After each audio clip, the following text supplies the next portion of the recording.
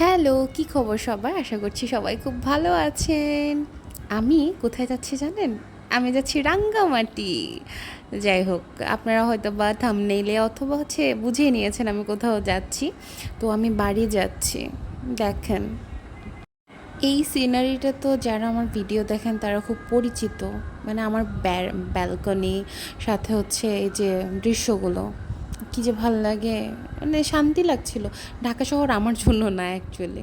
যাই হোক, আমি ভোর 5:30টার দিকে পৌঁছিয়েছি। পৌঁছানোর পরে সারাদিন খাইনি। সো ভাত খেতে বসেছিলাম, আর মা আমার খুব প্রিয় জিনিস, খুবই প্রিয়, যেটা আমি ঢাকায় একদমই খেতে পাচ্ছিলাম না, বাঁশকরল। বাঁশকরল খেয়েছি। আমাদের নদীর মাছ, শাক সেদ্ধ তো ছিলই, মানে এইগুলো যে কি শান্তি খেতে। আর চিংড়ি মাছ দিয়ে রান্না করেছিল পাঁচ মিশালি সবজি, যেটা মিস করি আমি।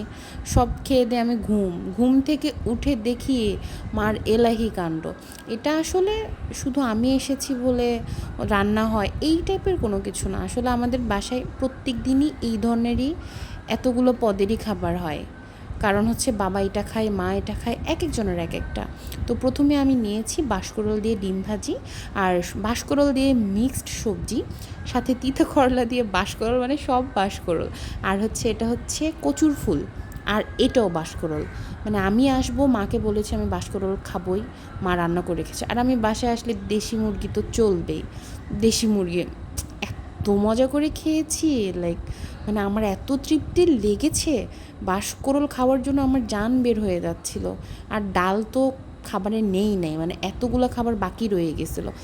প্লেটে যা যা ছিল ওগুলো জাস্ট কোনো মতে খেয়েছি, তৃপ্তি দিয়ে খেয়েছি।